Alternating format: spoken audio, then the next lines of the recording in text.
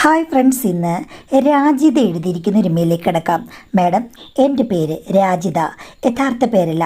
എനിക്ക് 37 വയസ്സുണ്ട്. വിവാഹിതയാണ്. 2 കുട്ടികളുടെ അമ്മയുമാണ്. ഹസ്ബൻഡ് ഒരു ഹെവി ഡ്രൈവറാണ്. ഇപ്പോൾ വർക്ക് ചെയ്യുന്നത് ബാംഗ്ലൂരാണ്. 2 മാസം കൂടി ഇരിക്കുമ്പോൾ മാത്രമേ വരികയുള്ളൂ. നല്ല സാലറിയുണ്ട്. അയച്ചു തരും. സുഖകരമായിട്ടാണ് എൻ്റെ ജീവിതം മുന്നോട്ട് പോകുന്നത്. പണ്ട് പുള്ളിക്കാരൻ ബസ്സിലായിരുന്നു യാത്ര ചെയ്തുകൊണ്ടിരുന്നത്. അദ്ദേഹത്തിൻ്റെ സൗന്ദര്യവും സ്കില്ലും ഒക്കെ കണ്ട് ഞാൻ അങ്ങോട്ട് കയറി പ്രേമിക്കുകയായിരുന്നു. കണ്ടാൽ സുന്ദരന്മാരായ ഡ്രൈവറോട് പെണ്ണുങ്ങൾക്ക് വല്ലാത്തൊരു ആരാധനയല്ലേ? അത് ആ കാലത്തുമുണ്ട്, പഴയ കാലത്തുമുണ്ട്, ഇപ്പോഴുമുണ്ട്. അങ്ങനെ ഞാൻ ഒറ്റ നോട്ടിൽ തന്നെ വീണുപോയി മാഡം. അദ്ദേഹത്തോട് പ്രണയം അഭ്യർത്ഥിച്ചപ്പോൾ പുള്ളി സ്വീകരിക്കുകയും വീട്ടുകാരുടെ എതിർപ്പുകൾ ഒന്നും വകവയ്ക്കാതെ എന്നെ കല്യാണം കഴിക്കുകയും ചെയ്തു. ഞങ്ങൾ രണ്ടുപേരും ഒരു വാടക വീട്ടിലാണ് ആദ്യകാലം മുതലേ താമസിച്ചുകൊണ്ടിരുന്നത്. അന്ന് വരുമാനം കുറവായിരുന്നു. 2 കുട്ടികളൊക്കെ ഉണ്ടായി. ഇതിനിടയ്ക്ക് ചെറിയ ചില ജോലികൾക്കൊക്കെ ഞാനും പോയിരുന്നു, ടെക്സ്റ്റൈൽസിലും മറ്റും. പക്ഷേ അദ്ദേഹത്തിന് അത്ര ഇഷ്ടമൊന്നുമല്ല. പിന്നെയാണ് ബാംഗ്ലൂരിൽ ഈ കമ്പനിയിൽ ജോലി കിട്ടിയത്. അദ്ദേഹം നല്ല സാലറി ഉള്ള ഒരു ജോലി തിരക്കി പോവുകയായിരുന്നു. വിദേശ രാജ്യത്ത് പോകാൻ ഇഷ്ടമില്ല. കാര്യം വിളിക്കുമ്പോൾ വന്ന് എന്നെ കാണണം. ബാംഗ്ലൂരിൽ പോയതിൽ പിന്നെ ഞങ്ങൾ തമ്മിലുള്ള കമ്മ്യൂണിക്കേഷൻസ് കുട്ടികളുടെ കാര്യങ്ങളും വീട്ടുകാര്യങ്ങളും മാത്രം പറയുന്ന പോലായി. ആദ്യമൊക്കെ ലീവിന് വരുമ്പോൾ എന്നോട് ഭയങ്കര ആവേശമായിരുന്നു. പതുക്കെ പതുക്കെ എന്താണെന്നറിയില്ല, 2 പേരും തമ്മിലുള്ള ആവേശമെല്ലാം പഴയ ആവി എഞ്ചിൻ പോലെ ആയിപ്പോയി, അപ്രത്യക്ഷമായി പോയി. ആദ്യമൊക്കെ എനിക്ക് നല്ല വിഷമവും സങ്കടവുമായിരുന്നു. ചോദിക്കാൻ എനിക്ക് ബുദ്ധിമുട്ടായിരുന്നു. എങ്കിലും ഞാൻ ചോദിച്ചു, എന്തുകൊണ്ടാണ് ഇത്രയും അകലം? വരുമ്പോൾ നിങ്ങൾക്ക് പഴയ ആവേശം എന്താ ഇല്ലാത്തതെന്ന്. അപ്പോൾ അദ്ദേഹം പറഞ്ഞത്, സ്നേഹക്കുറവൊന്നുമില്ല. ഇപ്പോൾ അതൊന്നും ഒരു പ്രിഫറൻസായി തോന്നുന്നില്ല. ഒന്നുമേ തോന്നുന്നില്ല. നീ വിഷമിക്കേണ്ട കാര്യമില്ല. എനിക്ക് മറ്റാരുമായിട്ടും യാതൊരു ബന്ധവുമില്ല. ഒന്നും തോന്നാത്തത് കൊണ്ടാണ്. വർക്കും പണമുണ്ടാക്കലും അതുമാത്രമാണ് എൻ്റെ ലക്ഷ്യം. നീ മനസ്സിലാക്കണം എന്ന് പറഞ്ഞു. ഞാൻ പിന്നെ കൂടുതലൊന്നും ചോദിക്കാൻ പോയില്ല. കിട്ടാത്ത മുന്തിരി ചാടി തളർന്ന് എനിക്ക് ഒരു കുറുക്കനാകാൻ വയ്യ. അതുകൊണ്ട് ഞാൻ ഒന്നും പറയാതെ കിട്ടുന്ന പൈസ സേവ് ചെയ്ത് അടിപൊളിയായിട്ട് കഴിയാൻ തുടങ്ങി. ഭർത്താവ് എന്നെ വഞ്ചിക്കുന്നില്ല, ഭർത്താവിനെ ഞാനും വഞ്ചിക്കരുത്. അങ്ങനെ വിചാരിച്ച് വർഷങ്ങളാണ് മാഡം ഞാൻ തള്ളി നീക്കിയത്. ഞങ്ങൾക്കിടയിൽ പ്രണയമുണ്ടെങ്കിലും ഈ കാര്യം ഒരിക്കലും പിന്നീട് ചർച്ചാ വിഷയമായില്ല. അദ്ദേഹം അദ്ദേഹത്തിൻ്റെ ജോലിയിലും ഞാൻ കുട്ടികളെ വളർത്തുന്നതിലും വളരെയധികം ബിസിയായിരുന്നു. ഞാൻ ഇപ്പോൾ ജോലിക്കൊന്നും പോകുന്നില്ല. ആഗ്രഹം അടക്കി ജീവിച്ച് സന്തോഷവതിയായ ഭാര്യയായി ഞാൻ അഭിനയിച്ചു. അദ്ദേഹവും അങ്ങനെയാണോ എന്ന് എനിക്കറിയില്ല. എങ്കിലും സംശയത്തിൻ്റെ ഒരു നിഴൽ എൻ്റെ ഉള്ളിൽ ഉണ്ടായിരുന്നു. ഒരു വട്ടം, അതായത് ഏകദേശം 1 വർഷമായി കാണും, ഭർത്താവിൻ്റെ മൊബൈൽ വരുമ്പോഴൊക്കെ ഞാൻ തുറന്നു നോക്കാറുണ്ട്. അദ്ദേഹത്തിന് അത് പ്രശ്നമൊന്നുമല്ല. ആ വട്ടം ഞാൻ തുറന്നു നോക്കിക്കഴിഞ്ഞപ്പോഴേക്കും ഒരു വോയിസ് മെസ്സേജ് വന്നു. ഞാനത് പ്ലേ ചെയ്ത് കേട്ട് കഴിഞ്ഞപ്പോഴേക്കും ഇങ്ങനെയാണ് ചോദിക്കുന്നത്, എന്താ ഈ വട്ടം വാടക കൊടുക്കാതെ പോയത് എന്ന്. അത് ആണിൻ്റെ സൗണ്ടാണോ പെണ്ണിൻ്റെ സൗണ്ടാണോ എന്ന് എനിക്ക് മനസ്സിലായില്ല. ഞാൻ അമ്പരന്ന് പോയി. രണ്ടുമല്ലാത്ത ഒരു സ്വരം പോലെയാണ് എനിക്ക് തോന്നിയത്. ഇത്തിരി കഴിഞ്ഞപ്പോഴേക്കും എങ്ങനെയുണ്ട് എൻ്റെ പുതിയ സാരി എന്ന് പറഞ്ഞ് ഒരു സെൽഫി വീഡിയോ പോലെ അയക്കുന്നു. ഞാൻ നോക്കിക്കഴിഞ്ഞപ്പോഴേക്കും അത് ഒരു പെണ്ണാണെന്നാണ് ആദ്യം തോന്നിയത്.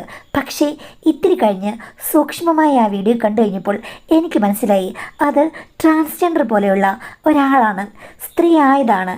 കണ്ടതിന് നമുക്ക് മനസ്സിലാകുമല്ലോ. ഭർത്താവ് അപ്പോൾ അടുത്തുള്ള വീട്ടിൽ പോയിരിക്കുകയായിരുന്നു. ഞാനാണെങ്കിൽ അവരെ വിളിച്ചു, വീഡിയോ കോൾ. അവൾ വളരെ സന്തോഷത്തോടുകൂടി എടുത്തു. എന്നെ കണ്ടു കഴിഞ്ഞപ്പോഴേക്കും കട്ട് ചെയ്തു. പക്ഷെ ഞാൻ തുടരെ വിളിച്ചു. എടുത്തു കഴിഞ്ഞപ്പോഴേക്കും ഞാൻ ചോദിച്ചു, നീയും എൻ്റെ ഭർത്താവും തമ്മിൽ എന്താണ് ബന്ധമെന്ന്. ആള് മലയാളിയാണെന്ന് എനിക്ക് മനസ്സിലായി. കൊച്ചിയിലുള്ള ഒരാളാണ്. അവിടേക്ക് കുടിയേറി ട്രാൻസ്ജെൻഡർ ആയി മാറി സർജറിയൊക്കെ ചെയ്ത് ഇപ്പോൾ സ്ത്രീയായി അവരുടെ സമൂഹത്തിൽ കഴിയുകയാണ്. എൻ്റെ ഭർത്താവ് കണ്ട് ഇഷ്ടപ്പെട്ട് അവളെ കഴുത്തിൽ താലി കെട്ടി വർഷങ്ങളായിട്ടവർ ഒന്നിച്ച് ഒരു റൂമിലാണ് താമസിക്കുന്നത് പോലും. ഇനി അവൾ ഇങ്ങോട്ടേക്കില്ല. അദ്ദേഹം അവിടെ വരുമ്പോൾ മാത്രമേ ഉള്ളൂ. അവരുടെ കുടുംബജീവിതം നാട്ടിൽ വന്ന് ചേച്ചിയുടെ ജീവിതം ശല്യപ്പെടുത്തില്ല. അതുകൊണ്ട് ചേച്ചി പേടിക്കേണ്ട കാര്യമൊന്നുമില്ല എന്ന് പറഞ്ഞ് കട്ട് ചെയ്തു മാഡം. യഥാർത്ഥത്തിൽ ഞാൻ ഞെട്ടിപ്പോയി. ഞാനൊരു സുന്ദരിയാണ്, എനിക്ക് പ്രശ്നങ്ങളൊന്നുമില്ലെന്നായിരുന്നു ഞാൻ ഇത്രയും കാലം വിചാരിച്ചുകൊണ്ടിരുന്നത്. പക്ഷേ ഇങ്ങനൊരു വ്യക്തി എൻ്റെ ഭർത്താവ് എന്ത് കണ്ടിട്ടാണ് സ്നേഹിച്ചത് ചെയ്ത് എന്ത് കണ്ടിട്ടാണ് കല്യാണം കഴിച്ച് കൂടെ നിൽക്കുന്നതെന്ന് എനിക്കൊന്നും മനസ്സിലായില്ല. സ്ത്രീ എന്നുള്ള നിലയിൽ ഞാൻ എവിടെയാണ് പരാജയപ്പെട്ടത്? എനിക്ക് പിടികിട്ടിയില്ല. ഞാൻ പൊട്ടിക്കരഞ്ഞു പോയി. അപ്പോഴേക്കും ഭർത്താവ് തിരിച്ചു വന്നു. തെളിവ് സഹിതം ഞാൻ കാര്യങ്ങൾ ചോദിച്ചു കഴിഞ്ഞപ്പോഴേക്കും ഭർത്താവ് പ്രതിക്കൂട്ടിൽ നിൽക്കുന്ന പോലെ നിന്നു. അവസാനം എന്നോട് പറഞ്ഞു, എനിക്ക് അവളെ കണ്ടപ്പോൾ എന്തോ ഒരിഷ്ടം തോന്നി. അറിയാതെ ഞാൻ ഒരു വട്ടം ഒന്ന് കൂടെ പോയതാണ്. അത് കഴിഞ്ഞപ്പോഴേക്കും എൻ്റെ മനസ്സിനകത്ത് അവൾ കുടിയിരുന്നു. അവളെ എനിക്ക് ഒഴിവാക്കാൻ പറ്റില്ല. ഇനിയിപ്പോൾ ട്രാൻസ്ജെൻഡർ ആണെങ്കിലും വേറെ ഹിജറയാണെങ്കിലും ആരാണെങ്കിലും എനിക്ക് അവളെ വിട്ട് ജീവിക്കാൻ പറ്റില്ല. അവൾ അവിടെ നന്നായി സമ്പാദിക്കുന്നുണ്ട്, വേറെ ജോലിയൊക്കെ ചെയ്യുന്നുണ്ട്. അതുകൊണ്ട് ഞാൻ അധികമൊന്നും ചിലവിന് കൊടുക്കേണ്ട കാര്യമില്ല. ഹൗസ് റെൻറ്റ് മാത്രമേ ഞാൻ കൊടുക്കാറുള്ളൂ. വേറെ സാമ്പത്തികമായ ബാധ്യത ഒന്നുമില്ല. പൈസ എല്ലാം നിനക്കല്ലേ തരുന്നത്, നമ്മുടെ മക്കൾക്കും. പിന്നെ നമ്മൾ തമ്മിൽ യാതൊരു ബന്ധവുമില്ലല്ലോ. അതുകൊണ്ട് എനിക്ക് അവളെ അവിടെ സ്നേഹത്തോടുകൂടി കഴിയാൻ നീ സമ്മതിക്കണം. ആരും അറിയരുത്. നമ്മൾ തമ്മിൽ ഒന്നുമില്ലാത്തത് കൊണ്ട് നിനക്ക് പ്രത്യേകിച്ച് നഷ്ടമൊന്നുമില്ലല്ലോ എന്ന് ഭർത്താവ് പറഞ്ഞു. ഞാൻ ഒരു ഭ്രാന്തിയെ പോലെ അയാൾക്കിട്ട് രണ്ട് പൊട്ടിച്ചു മാഡം. അല്ലാതെ ഞാൻ എന്താ ചെയ്യുക? അദ്ദേഹം ഒന്നും പറയാതെ അതെല്ലാം ഏറ്റുവാങ്ങി. പിന്നീട് അന്ന് രാത്രി തന്നെ സ്ഥലം വിടുകയും ചെയ്തു. ബാംഗ്ലൂരിൽ ചെന്ന് കഴിഞ്ഞപ്പോഴേക്കും ഞാൻ പതിവരെ വിളിച്ചിട്ടൊന്നും ഫോൺ എടുക്കുന്നില്ല. പിന്നെ ഭർത്താവ് ഒരിക്കലും ഫോൺ എടുത്തിട്ടേയില്ല, ഇങ്ങോട്ട് വന്നിട്ടുമില്ല. എനിക്ക് എല്ലാ മാസവും നല്ലൊരു എമൗണ്ട് അയച്ചു തരും. കുട്ടികളെപ്പോലും അയാൾ പിന്നീട് വിളിച്ചിട്ടില്ല.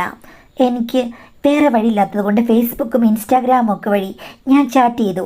അപ്പോഴൊക്കെ എന്നോട് പറഞ്ഞത്, എനിക്ക് നിന്നോട് യാതൊരു താല്പര്യമില്ല, നിനക്കും എന്നോട് വേണ്ട. പക്ഷേ ഞാൻ ജോലി ചെയ്യുന്നിടത്തോളം കാലം, കുട്ടികൾ വളരുന്നിടത്തോളം കാലം, ഞാൻ ജീവിച്ചിരിക്കുന്നിടത്തോളം കാലം നിനക്ക് ഇതേ എമൗണ്ട് കിട്ടിക്കൊണ്ടിരിക്കും. അതുകൊണ്ട് നീ കഴിയൂ, അല്ലെങ്കിൽ വേറെ കല്യാണം കഴിക്കൂ. ഇനി നീയുമായിട്ടോ ആ ഫാമിലിയുമായിട്ടോ എനിക്ക് യാതൊരു ബന്ധവുമില്ലെന്ന് പറഞ്ഞ് എന്നെ ബ്ലോക്ക് ചെയ്തു മാഡം. എങ്കിലും എല്ലാ മാസവും കറക്റ്റായിട്ട് ക്യാഷ് വരും. ഞാൻ കുറേ രാത്രികളിൽ കരഞ്ഞു. എന്തിനാണ് ഞാനിങ്ങനെ ജീവിച്ചത്? എന്ത് ഗുണമാണ് വർഷങ്ങൾ നീണ്ട ഈ ജീവിതത്തിലുണ്ടായത്?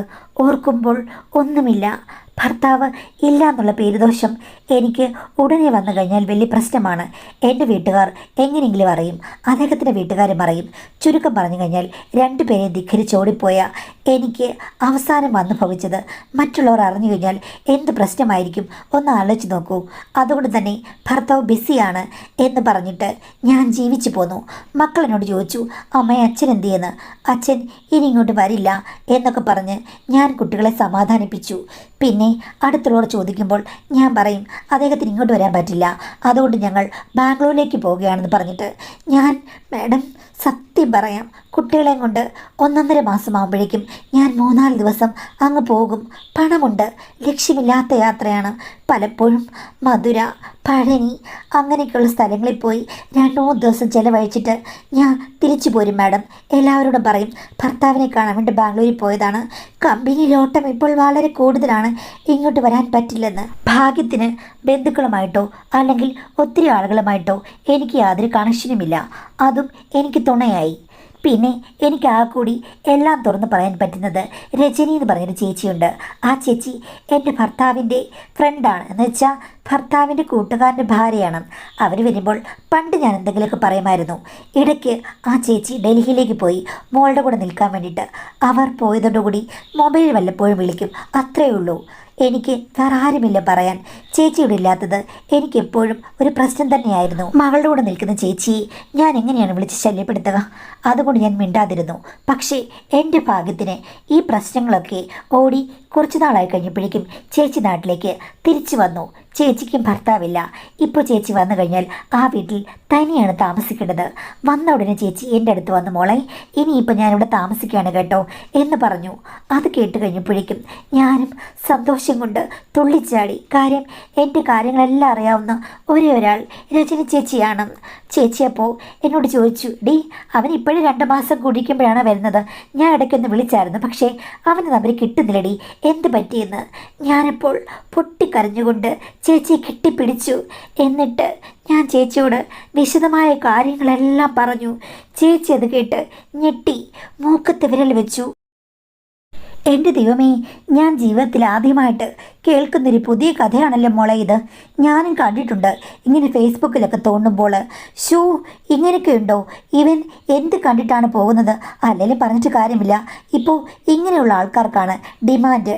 അവരുടെ കൂടെ ജീവിക്കാൻ ആണുങ്ങളുമുണ്ട്. യഥാർത്ഥ പെണ്ണുങ്ങൾക്ക് ഇവിടെ ഒരു ജീവിതവും ഇല്ലേ മോളെ എന്നൊക്കെ പറഞ്ഞ് ചേച്ചിയും എന്നെ കെട്ടിപ്പിടിച്ച് കരഞ്ഞു. ചേച്ചിക്കും ഈ വിഷയത്തെക്കുറിച്ച് വലിയ പിടിയൊന്നുമില്ല. അപ്പോൾ പിന്നീട് ചേച്ചി എന്നോട് പറഞ്ഞു, എടി നിനക്കറിയാമല്ലോ ഞാൻ അന്യ സംസ്ഥാനത്ത് മോളുടെ കൂടെ ആയിരുന്നെന്ന്. അവിടെ എൻ്റെ കൂടെ ചേട്ടനും വന്നല്ലോ. അവിടെ വെച്ചാണ് ചേട്ടനും മരിക്കുന്നത്, നിനക്കറിയാമല്ലോ. പുള്ളി അതിനു മുമ്പ് പറഞ്ഞിട്ടുണ്ട് അവിടെയാണെങ്കിൽ ഇങ്ങനെയുള്ള ആളുകൾ ധാരാളമുണ്ട്. പുള്ളി ഒരു ദിവസം രാത്രി എന്നോട് പറഞ്ഞു, സാധാരണ സ്ത്രീകളെക്കാൾ ഒത്തിരി മിടുക്കരാണ്. ഒത്തിരി കാര്യങ്ങൾ അവർക്ക് കൂടുതൽ പ്രദാനം ചെയ്യാൻ പറ്റും. അതുകൊണ്ട് തന്നെ പുരുഷന്മാർക്ക് സ്ത്രീകളെക്കാൾ ഇഷ്ടമാണ് ഇങ്ങനെയുള്ള ആളുകളെന്ന് എന്നോട് പറഞ്ഞു മോളെ. ഞാനിപ്പോൾ ചോദിച്ചു കഴിഞ്ഞപ്പോഴേക്കും ഭർത്താവ് പറഞ്ഞു, അവർ മുന്നാമ്പുറവും പിന്നാമ്പുറവും എല്ലാം നന്നായി മാനേജ് ചെയ്യുന്ന ആളുകളാണ്. അതുമാത്രമല്ല, സാധാരണ സ്ത്രീകൾക്ക് ഇത്തിരി മടിയുള്ള കാര്യങ്ങൾക്കൊക്കെ അവർ ഒത്തിരി മുന്നിൽ നിൽക്കും. പുരുഷനെയായിരിക്കും അവർ കോൺസെൻട്രേറ്റ് ചെയ്യുക. പക്ഷേ സ്ത്രീകൾ എന്താ ചെയ്യുക? പുരുഷൻ വന്ന് എന്നെ താലോലിക്കൂ എന്ന് പറയുന്ന മെൻറ്റാലിറ്റിയാണ് ഇവർക്ക്. അങ്ങനെയല്ല, പുരുഷന്മാരുടേതായ ഇഷ്ടങ്ങളിൽ അവർ കൂടുതൽ ശ്രദ്ധ ചെലുത്തും. ശരിക്കും അവരെ കണ്ടു കഴിഞ്ഞാൽ സ്ത്രീകളല്ലേ. അപ്പോൾ കൂടുതൽ ശ്രദ്ധിക്കുന്ന സ്ത്രീയെ ഒരു പുരുഷൻ പ്രണയിക്കുന്നതിൽ കുറ്റം പറയാൻ പറ്റുമോ മോളെ? ഇതൊക്കെ ഇപ്പോൾ എനിക്ക് തോന്നുന്നത് പറഞ്ഞ് ചേച്ചി എനിക്ക് വിശദീകരിച്ച് തന്നു.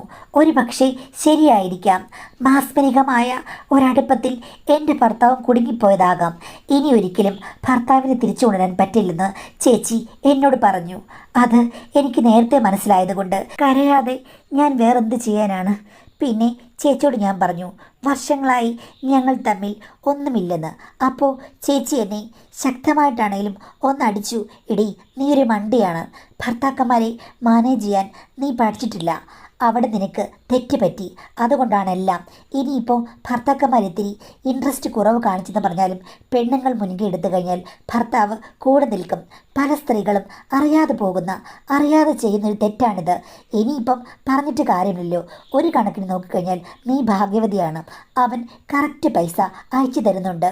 പ്രതീക്ഷിക്കുന്നതിനേക്കാൾ കൂടുതൽ പൈസ കിട്ടുന്നുണ്ടല്ലോ. അപ്പോൾ നിനക്ക് സ്മൂത്തായിട്ട് കഴിയാം. അവൻ വരികയോ വരാതിരിക്കുകയോ എന്തെങ്കിലും ചെയ്തോട്ടെ എന്ന് ചേച്ചി എന്നോട് പറഞ്ഞ് സമാധാനിപ്പിച്ചു. രണ്ടായാലും നമുക്ക് മുന്നോട്ട് പോയല്ലേ പറ്റൂ. നീ നിൻ്റെ കാര്യം നോക്കൂ. ഇനിയിപ്പം കുട്ടികളൊക്കെ സ്കൂളിൽ പോയി തുടങ്ങിയല്ലോ. അതുകൊണ്ട് നീ ഒരു ജോലിക്ക് പോകൂ. അവൻ എപ്പോഴാണ് പണം അയക്കുന്നത് നിർത്തുന്നതെന്ന് നിനക്കറിയില്ല. അതുകൊണ്ട് അവനെ ഒന്നിലും നമ്പരുത്. ഇനി നീ ജോലിക്ക് ഇറങ്ങിക്കോ എന്ന് പറഞ്ഞു. ഞാൻ പറഞ്ഞു, ചേച്ചി തനിയാണ് ഞാൻ എല്ലാ ദിവസവും. അപ്പോൾ ചേച്ചി പറഞ്ഞു, നീ പേടിക്കേണ്ട കാര്യമില്ല. ഞാൻ ഇങ്ങോട്ട് വന്ന് കിടക്കാവടി. നമുക്കിവിടെ അടിച്ചു പൊളിക്കാം. ആണുങ്ങളിലേക്ക് നമുക്കെന്താ, അവന്മാർ എവിടെയെങ്കിലും പോയിക്കോട്ടെ എന്ന് ചേച്ചി എന്നെ സമാധാനിപ്പിച്ചു. ചേച്ചി നെടുന്തൂട് പോലെ നിന്ന് കഴിഞ്ഞപ്പോഴേക്കും എനിക്കും ഒരു സന്തോഷം തോന്നി. അങ്ങനെ ചേച്ചി ഇവിടെ വന്ന് സെറ്റിലായല്ലോ. ചേച്ചി ഒരു പ്രസ്സിൽ പോകാൻ തുടങ്ങി. എന്നോട് പറഞ്ഞു, എടി അവിടെ ഒരു വേക്കൻസി ഉണ്ട്, നീ വാ, നിന്നെ ഞാൻ പ്രസ്സിലെ കാര്യങ്ങളെല്ലാം പഠിപ്പിക്കാമെന്ന്. അങ്ങനെ ചേച്ചി ഞാനും കൂടെ ആ പ്രസ്സിൽ പോകാൻ തുടങ്ങി. ചേച്ചിക്ക് ബാധ്യതകളൊന്നുമില്ല. എനിക്ക് കുട്ടികളൊക്കെ ഉള്ളതുകൊണ്ട് ചേച്ചി അവിടെ ഉള്ളതുകൊണ്ട് സമയത്തും അസമയത്തും ഒക്കെ വന്ന് എൻ്റെ കാര്യങ്ങൾ സ്മൂത്തായിട്ട് ചെയ്യാൻ പറ്റും. പിന്നെ രാത്രി മിക്കവാറും ചേച്ചി എൻ്റെ കൂടാണ് കിടപ്പ്. ചിലപ്പോഴൊക്കെ ബന്ധുവീട്ടുകളിൽ പോകും. അല്ലാത്ത സമയത്ത് ഇവിടെ തന്നെയാണ് ചേച്ചിയുടെ കൂടി കിടപ്പ്. ഞങ്ങൾ ഒന്നിച്ച് കിടക്കുമ്പോൾ ചേച്ചി എപ്പോഴും എന്നോട് പറയും, എടി നിൻ്റെ അവസ്ഥയ്ക്ക് കാരണം നീ തന്നെയാണ്. ഭർത്താവ് ഇൻട്രസ്റ്റ് കുറവ് കാണിച്ചപ്പോഴേക്കും അയാളെ ചേർത്ത് പിടിക്കുന്നതിൽ നീ അലഭാവം കാണിച്ചു. എൻ്റെ ഭർത്താവ് അവിടെ വെച്ച് ആക്സിഡൻ്റാണ് മരിക്കുന്നത്. അതിന് തലേദിവസം മുമ്പ് വരെ ഞങ്ങൾ ആക്റ്റീവായിരുന്നു. ഒറ്റ മോൾ മാത്രമല്ലേ ഉള്ളൂ. അതുകൊണ്ടാണ് ഞങ്ങൾക്കവിടെ പോയി താമസിക്കേണ്ടി വന്നത്. അത് ഇങ്ങനെ ഭവിക്കുകയും ചെയ്തു. എനിക്ക് ഇപ്പോഴും നല്ല ദുഃഖമുണ്ട് അദ്ദേഹത്തെ മിസ്സായതിൽ. അതിനേക്കാൾ ഇരട്ടി ദുഃഖം കാണും നിനക്ക്. കാര്യം നിൻ്റെ ഭർത്താവ് സുന്ദരനാണ്, കരുത്തനാണ്. എൻ്റെ ഭർത്താവാണെങ്കിൽ കാറ്റിലാടിയ പൂമരം പോലിരിക്കുകയാണ്, നിനക്കറിയില്ലേ. എങ്കിലും അദ്ദേഹം എനിക്ക് വേണ്ടി എപ്പോഴും പരിശ്രമിക്കുമായിരുന്നു. അതാണ് അദ്ദേഹത്തിൽ ഞാൻ കണ്ട ഗുണം. നിനക്കാണെങ്കിൽ ഇത്രയും നല്ലൊരു ഭർത്താവിനെ കിട്ടിയിട്ടും ഇങ്ങനെ ആയല്ലോ മോളെ എന്ന് പറയും. എന്ത് ചെയ്യാനാ ചേച്ചി എന്ന് പറഞ്ഞ് കഥകൾ പറയും. ചേച്ചി പറയും, എടി സത്യം പറഞ്ഞാൽ ഇനിയും നമുക്കൊരംഗത്തിന് ബാല്യമുണ്ടെന്ന് നിനക്ക് തോന്നുന്നുണ്ടോയെന്ന്. ഞാൻ പറഞ്ഞു, എൻ്റെ അംഗമൊക്കെ എന്നെ അവസാനിച്ചതാണ് ചേച്ചി. അങ്കത്തട്ട് വെറുതെ കിടക്കുകയാണ്, ഒരു പുല്ല് പോലും മുളയ്ക്കുന്നില്ല. അപ്പോൾ ചേച്ചി പറഞ്ഞു, അങ്കത്തട്ടെപ്പോഴും സ്മൂത്തായിട്ടിരുന്നു കഴിഞ്ഞാൽ എന്ന് വേണമെങ്കിലും അംഗം കുറിക്കാമല്ലോ മോളെ എന്ന് പറഞ്ഞ് ചേച്ചി ഇനി ഒന്ന് ഉള്ളി. അപ്പോൾ ചേച്ചി എന്താ പറഞ്ഞു വരുന്നത്? ഭർത്താവ് മരിച്ചാൽ അല്ലെങ്കിൽ അവഗണിച്ചാൽ, നമ്മളെ ഉപേക്ഷിച്ച് പോയി കഴിഞ്ഞാൽ നമ്മൾ വെറുതെ ഇരിക്കരുത്, ചുരുകയും കൊണ്ട് അങ്കത്തട്ടിൽ ഇറങ്ങണമെന്നാണോ? അപ്പോൾ ചേച്ചി പറഞ്ഞു, എടി വേണമെന്ന് എനിക്ക് തോന്നുന്നു. ഒരു വർഷമൊക്കെ ഞാനും പിടിച്ചു നിന്നു. ഇപ്പോൾ എനിക്കങ്ങനല്ല. നിന്നെപ്പോലെ തണുത്തുറഞ്ഞൊന്നും ഞാൻ പോയിട്ടില്ല. അത്ര വലിയ പ്രായമൊന്നും എനിക്കായിട്ടുമില്ല.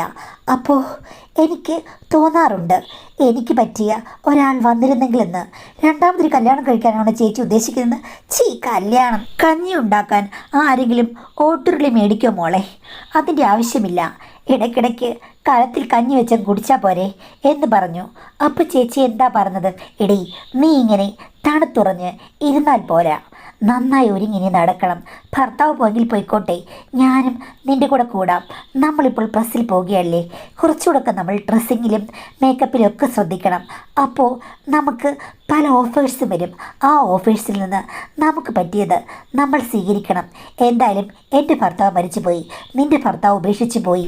എന്തിനാണ് ഈ വെറുതെ ഈ ജീവിതം പാഴാക്കുന്നത്? ആണുങ്ങളെല്ലാം പുറകെ നടന്ന് പറയും കല്യാണം കഴിക്കാമെന്ന്. അവന്മാരുടെ കല്യാണം നമുക്ക് വേണ്ട. നമുക്ക് വേണ്ടത് എന്താ മോളെ എന്ന് പറഞ്ഞ് ചേച്ചി എന്നെ ഒന്ന് ഉള്ളി, ഒന്ന് കിള്ളി. ഞാൻ ഒന്നും മിണ്ടിയില്ല. ഇത്തിരി കഴിഞ്ഞപ്പോൾ ചേച്ചി പറഞ്ഞു, ഞാനൊന്ന് നോക്കട്ടെ മോളെ എല്ലാം. ഞാൻ പറഞ്ഞു, എന്താ ചേച്ചി ഉദ്ദേശിക്കുന്നത്?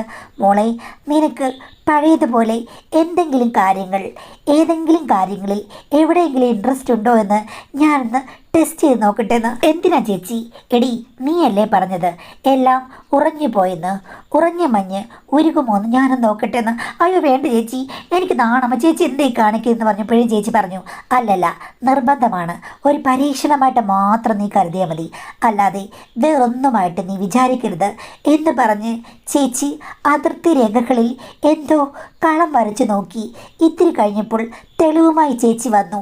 ഇല്ല മഞ്ഞുറഞ്ഞിരിക്കുകയല്ല, ഉരുകി ഒലിക്കുക തന്നെയാണ് മോളെ, ഒരു പ്രശ്നവുമില്ല. നിന്റെ ഉള്ളിൽ മോഹങ്ങളുണ്ട്, പ്രശ്നമില്ല എന്ന് പറഞ്ഞു. സത്യം പറഞ്ഞാൽ ചേച്ചി കലാകാരിയാണെന്ന് എനിക്ക് തോന്നിപ്പോയി. അവർക്ക് എൻ്റെ ഉൾപ്പുളകങ്ങളിലെ ഉള്ളുണർവുകളെ തൊട്ടുണർത്താമെങ്കിൽ പിന്നെ എന്താ, ഒരു നല്ല പുരുഷൻ വന്നു കഴിഞ്ഞാൽ എൻ്റെ ജീവിതം ഇനിയും പുഷ്പിക്കില്ലേ? അങ്ങേരോ ഡെയിലി അവിടെ ആറാടുന്നു, ആർമാദിക്കുന്നു. ഞാൻ മാത്രം ദുഃഖപുത്ര ചമഞ്ഞ് ഈ വീട്ടിലിരിക്കുന്നു. എന്തിനാണ് ഇങ്ങനൊരു ജീവിതം? ചേച്ചി പറഞ്ഞതുപോലെ ചാടി ഇറങ്ങുക. ഞാൻ ചേച്ചിയോട് സമ്മതം മൂളിക്കഴിഞ്ഞപ്പോൾ ചേച്ചി പറഞ്ഞു, നമുക്ക് സ്വാഭാവികമായിട്ട് നന്നായി ഒരുങ്ങിപ്പോകാം. ഇങ്ങോട്ട് വരുന്നത് മാത്രം നമ്മൾ സ്വീകരിക്കുക. അങ്ങോട്ട് നമ്മൾ ഒരിക്കലും ആരോടും താല്പര്യം കാണിക്കരുത്. കാര്യം കാണിച്ചു കഴിഞ്ഞാൽ നമുക്ക് തന്നെ ചീത്തപ്പേരുണ്ടാകും. പക്ഷേ ചില പ്രതിവിധികളുണ്ടെന്ന് എൻ്റെ ഒരു ഫ്രണ്ട് പറഞ്ഞു എന്ന് പറഞ്ഞ് ചേച്ചി എനിക്ക് ഡൽഹിയിലെ ഒരു ഫ്രണ്ടുമായിട്ട് ഇങ്ങനെ സംസാരിക്കാൻ ഒരു അവസരം തന്നു. ആ സ്ത്രീ തനിയെ കഴിയുന്നവരാണ്. അവർ എന്തൊക്കെയോ ഉപകരണങ്ങൾ വരുത്തുന്നുണ്ട്. ചെന്നൈയിൽ നിന്നാണ് പോലും അവർ വരുത്തുന്നത്. അവിടെ നിന്ന് വാങ്ങിക്കാം, പക്ഷേ അവർ ചെന്നൈയിൽ നിന്നാണ് വരുത്തുന്നത്. അങ്ങനെ ആ അഡ്രസ്സ് തന്ന് ഞങ്ങളും വരുത്തിച്ചു മാഡം. അതിനു മുമ്പ് ചേച്ചി എന്നോട് ചോദിച്ചിരുന്നു, നിൻ്റെ ഭർത്താവിൻ്റെ സ്മരണകൾ ഉണർത്തുന്നതിന് സമാനമായ കാര്യം നീ തിരഞ്ഞെടുക്കണം എന്ന് പറഞ്ഞു. അങ്ങനെയാണ് തിരഞ്ഞെടുത്തത്. വന്നപ്പോൾ എനിക്ക് ഭയമായിരുന്നു. ചേച്ചിയാണ് എനിക്ക് എല്ലാ ചിട്ടവട്ടങ്ങളും വട്ടം കറക്കലുകളും എല്ലാം ശരിയാക്കി തന്നത്. എനിക്ക് മനസ്സിലായി, കൊള്ളാം, ഇതും നല്ലൊരു വിനോദോപാധി തന്നെ. ചേച്ചി പറഞ്ഞത് ശരിയാണ്. ഞാൻ മയങ്ങിക്കിടക്കുകയായിരുന്നു. ഇപ്പോൾ മയക്കം തെളിഞ്ഞ് എഴുന്നേൽക്കാൻ ചേച്ചിയുടെ ഐഡിയ ഒത്തിരി ഫലപ്രദമായി. ചേച്ചിക്കും അത് ഫലപ്രദമായി. ചേച്ചി എന്നെ സഹായിക്കുമ്പോൾ ഞാൻ ചേച്ചിയെ സഹായിക്കും. അങ്ങനെ ഞങ്ങൾ രണ്ടുപേരും പരസ്പര സഹായത്തിൻ്റെ ആഴക്കിണറ്റിൽ തൊട്ടിയിട്ട് വെള്ളം കോരി. പിന്നെ ഒരു സുപ്രഭാതത്തിൽ ചേച്ചി പറഞ്ഞു, എടി മോളെ, എന്തുകൊണ്ട് നമുക്ക് നമ്മുടെ പ്രസിൻ്റെ ഓണറെ തന്നെ ഒന്ന് വല വീശി നോക്കിക്കൂടാ? ഞാൻ പറഞ്ഞു, ചേച്ചി എനിക്ക് പേടിയാ, പേരുദോഷം. എന്തായാലും അയാൾ എന്നോട് ചെറിയൊരു താല്പര്യം കാണിച്ചു. അതുകൊണ്ട് ഞാൻ സമ്മതം അറിയിക്കുകയാണ്. എനിക്ക് സക്സസ് ആയി കഴിഞ്ഞ് കഴിഞ്ഞാൽ നിനക്ക് സക്സസ് ആകുമെന്ന് പറഞ്ഞു. അങ്ങേർ നല്ല മാന്യനായ ഒരു വ്യക്തിയാണ്. ഇതുവരെയും ഒരു രീതിയിലും ഒരു സിഗ്നലും തന്നിട്ടില്ല. ചേച്ചിക്ക് സിഗ്നൽ കൊടുത്തെങ്കിൽ ചേച്ചി സിഗ്നൽ കിട്ടുമ്പോഴേക്കും ഓടിച്ചു പോകട്ടെ എന്ന് ഞാനും വിചാരിച്ചു. അങ്ങനെ ചേച്ചി തന്നെ മുൻകൈയെടുത്ത് അത് സക്സസ് ആക്കി. ചേച്ചി പറഞ്ഞു, മോളെ, അയാൾ കയ്യാലപ്പുറത്ത് നിന്ന് ഇപ്പോൾ താഴേക്ക് വീഴും. ഞാൻ നിൻ്റെ വീട്ടിലേക്ക് ക്ഷണിക്കട്ടെ. എൻ്റെ വീടിനടുത്താകുമ്പോഴേക്കും ഒത്തിരി വീടുകളുണ്ട്. ഞാൻ നിൻ്റെ കൂടെ വന്ന് കിടക്കുമ്പോൾ അദ്ദേഹം കാണാൻ വരട്ടെ. കാര്യം നമ്മളുടെ രണ്ടുപേരുടെ ഓണറല്ലേ, ആരും ഒന്നും പ്രശ്നമുണ്ടാക്കില്ലെന്ന്. ഞാൻ ആദ്യമൊന്ന് പേടിച്ചെങ്കിലും പിന്നീട് ഞാൻ സമ്മതിച്ചു. അങ്ങനെ അയാൾ വന്നപ്പോൾ ഞങ്ങൾ രണ്ടുപേരും ഹാർദവമായി സ്വാഗതം ചെയ്തു. ഞാനും ചേച്ചിയും ഒന്നിച്ചാണ് കിടക്കുന്നത്. എങ്കിലും അപ്പുറത്ത് ഒരു മുറിയുണ്ട്, അത് ഒഴിഞ്ഞതാണ്. കുട്ടികൾക്കൊരു മുറിയുണ്ട്. അപ്പം പിന്നെ പ്രശ്നമില്ല. അവർ ഉറങ്ങിക്കഴിഞ്ഞ ശേഷം ചേച്ചിയും അയാളും കൂടി നർമ്മസല്ലാപം തുടങ്ങിയപ്പോൾ ഞാൻ ഇപ്പുറത്തെ മുറിയിൽ എൻ്റെ ഉപകരണങ്ങളെ ഓർത്ത് ഞാനും പ്രവർത്തനക്ഷമമാകുകയായിരുന്നു. അയാൾ 2 മണിക്കൂർ കഴിഞ്ഞ് പോയി കഴിഞ്ഞപ്പോഴേക്കും ഞങ്ങൾ രണ്ടുപേരും കൂടെ ഡിസ്കസ് ചെയ്തു. ചേച്ചി പറഞ്ഞു, മോളെ, ഇത് നമുക്ക് ഒരു തുറന്ന പാതയാണ്. ഇതുവഴി നമുക്ക് പിടിച്ച് കയറണമെന്ന്. ഞാൻ പറഞ്ഞു, ഇനി വരുമ്പോൾ ചേച്ചി എൻ്റെ കാര്യം പ്രസൻറ്റ് ചെയ്യണമെന്ന്. അപ്പോൾ ചേച്ചി പറഞ്ഞു, അയാൾ ഉടനീളം നിന്നെപ്പറ്റിയാണ് സംസാരിച്ചത്. നീ ഒരു ദേവതയാണെന്നാണ് അയാൾ പറയുന്നത്. നിന്നെ കാണാൻ അവസരം കിട്ടിക്കഴിഞ്ഞാൽ അയാൾ കുമ്പിടുമത്രേ എന്നാണ് പറഞ്ഞത്. അത് കേട്ട് കഴിഞ്ഞപ്പോഴേക്കും യന്ത്രമെടുത്ത് ദൂരെ എറിയാൻ എനിക്ക് തോന്നിപ്പോയി. അടുത്ത ദിവസം അസൂയൊന്നുമില്ലാതെ ചേച്ചി എനിക്ക് വേണ്ടി നർമ്മസല്ലാപങ്ങൾക്ക് ഒരു വേദി ഒരുക്കി. ഞാൻ അന്ന് തിരിച്ചറിഞ്ഞു, കൊള്ളാം, ഭർത്താവിനേക്കാൾ മികച്ചവൻ ആരുമില്ലെന്നുള്ള ചിന്ത അത് വളരെ വളരെ ഒരു ബാലിശ്യമായ ചിന്തയാണ്. ഭർത്താവിനേക്കാൾ മനോഹരമായ നിമിഷങ്ങൾ അദ്ദേഹത്തിന് സമ്മാനിക്കാൻ പറ്റി. പിന്നെ എനിക്ക് ഭർത്താവിനോടുള്ള വെറുപ്പ് കുറഞ്ഞു. കാര്യം ട്രാൻസ്ജെൻഡർ ആണെങ്കിലും ഇനി ആരാണെങ്കിലും ചിലപ്പോൾ എന്നേക്കാൾ മെച്ചമായ ഒരു കൂട്ട് എൻ്റെ ഭർത്താവിന് കൊടുക്കുന്നുണ്ടാകും. എന്നേക്കാൾ മികച്ച എന്തെങ്കിലും കാര്യങ്ങൾ ആ വ്യക്തിയിലും കണ്ടു കാണും. ആരെയും നമ്മൾ അണ്ടർ എസ്റ്റിമേറ്റ് ചെയ്തതെന്ന് എനിക്ക് മനസ്സിലായി. ഇത് ഞാൻ ചേച്ചിയോട് പങ്കുവച്ചപ്പോൾ ചേച്ചി പറഞ്ഞു, ശരിയായിരിക്കാം, എന്തായാലും അവർ അവരുടെ ജീവിതം ജീവിക്കട്ടെ, നമുക്ക് തകർത്ത് വരാമെന്ന് പറഞ്ഞു. ചേച്ചി മുൻകൈ എടുത്ത് ഇപ്പോൾ കായലും കടലുമൊക്കെ കഴിഞ്ഞ് ഞങ്ങൾ സമുദ്രത്തിലേക്ക് അങ്ങ് പോവുകയാണ്. ഇഷ്ടം പോലെ ഓഫറുകളാണ് ഞങ്ങൾക്ക് വരുന്നത്. എല്ലാം ഞങ്ങൾ സ്വീകരിക്കുന്നുമുണ്ട്. മാഡം പറയുമായിരിക്കും വഴിതെറ്റിപ്പോയെന്ന്. വഴിതെറ്റിപ്പോയെങ്കിൽ പോകട്ടെ മാഡം, എന്ത് നേടാനാണ് ഈ ജീവിതത്തിൽ ഇതല്ലാതെ എന്നാണ് പറഞ്ഞിരിക്കുന്നത്. ഇതിനെനിക്ക് ഉത്തരമില്ല. ഇതാണോ ഒരു ലൈഫിലെ നേട്ടം? ഇതൊക്കെ ഇങ്ങനെ 100,000 ആൾക്കാർ നമ്മുടെ ജീവിതത്തിലേക്ക് കടന്നു വരിക, ഇതാണോ നമ്മുടെ ജീവിതത്തിലെ ഏറ്റവും വലിയ നേട്ടം? അങ്ങനെ ചിന്തിക്കുന്നവരുണ്ടെങ്കിൽ അതായിരിക്കും നേട്ടം. അതല്ലാതെ വേറെ രീതിയിൽ ചിന്തിക്കുന്നവർക്ക് അതായിരിക്കും നേട്ടം. എന്തായാലും എല്ലാവരും ഇങ്ങനെ ചിന്തിക്കുമെന്ന് ഞാൻ കരുതുന്നില്ല. എന്തായാലും ഇതൊരു കഥ മാത്രമാണ്, അല്ലെങ്കിൽ ഒരാളുടെ അനുഭവം മാത്രമാണ്. ഒരിക്കലും അത് അനുകരണീയമായ മാതൃക അല്ല എന്ന് മാത്രമേ എനിക്ക് തദവസരത്തിൽ പറയാനുള്ളൂ. കഥ ഈ പറഞ്ഞതുപോലെ നമുക്കൊരു കണ്ടൻറ്റ് മാത്രമാണ്. അതിലെ കാര്യങ്ങൾ ആരും ഒരിക്കലും നല്ലതാണെന്നോ അനുകരണീയമാണെന്നോ കരുതരുത് എന്ന് മാത്രമാണ് എൻ്റെ അപേക്ഷ.